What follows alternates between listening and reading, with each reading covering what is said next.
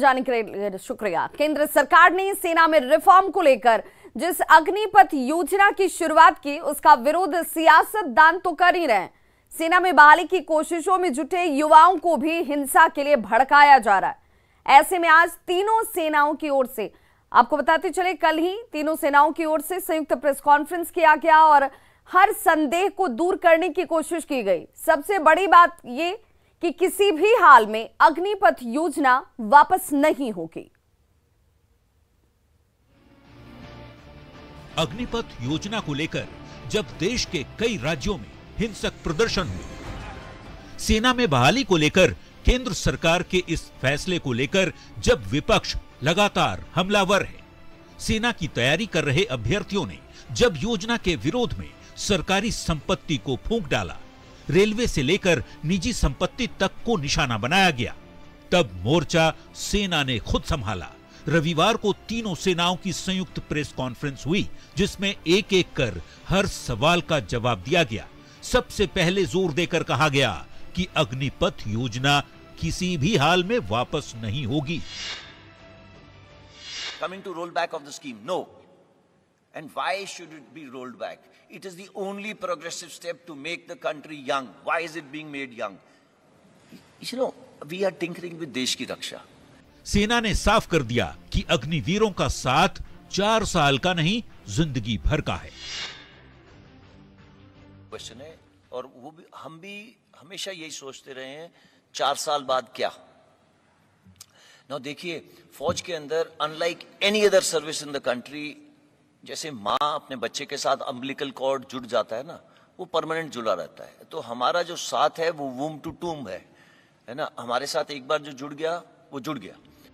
विपक्ष ने जिस तरह से केंद्र सरकार पर अग्निपथ योजना को रोल बैक को लेकर प्रेशर बनाने की कोशिश की, सेना की ओर से उसकी हवा ही निकाल दी गई। साफ कर दिया गया कि अब तीनों सेनाओं में भर्ती अग्निपथ योजना के जरिए ही होगी। तो अब सारी रिक्रूटमेंट सिर्फ अग्निवीर के थ्रू ही होगी। एज की सीमा बढ़ा दी गई है 21 से 23। पूरे देश में हिंसा फैलाने को लेकर सुनिए सेना के अधिकारी कैसे प्लान्ड योजना बता रहे हैं। ये सब प्लान्ड था कि आज ये बोलेंगे कल वो एक्शन में बदली होगा, आज ये बोलेंगे कल वो एक्शन में बदली होगा।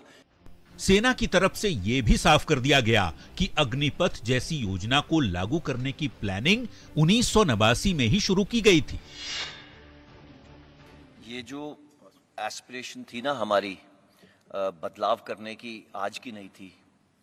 1989 का डॉक्यूमेंट तो मैंने आपके सामने रख दिया। कारगिल रिव्यू कमेटी, चाहे वो श्रीलंका की लड़ाई हो, सब किस्म की लड़ाइयों में यही बोला कि भाई थोड़ा जैसे बी कॉम्प्लेक्स भर दो फौज के अंदर, उसी तरीके से यूथफुलनेस भर दो फौज के अंदर। ये तय करा गया, बट ये हम कर नहीं पाए। कुल मिलाकर सेना की ओर से संदेह दूर करने की पूरी कोशिश की गई। जवाब उन्हें दिया गया जो सवाल सरकार के साथ ही सेना में भर्ती को लेकर उठा रहे हैं।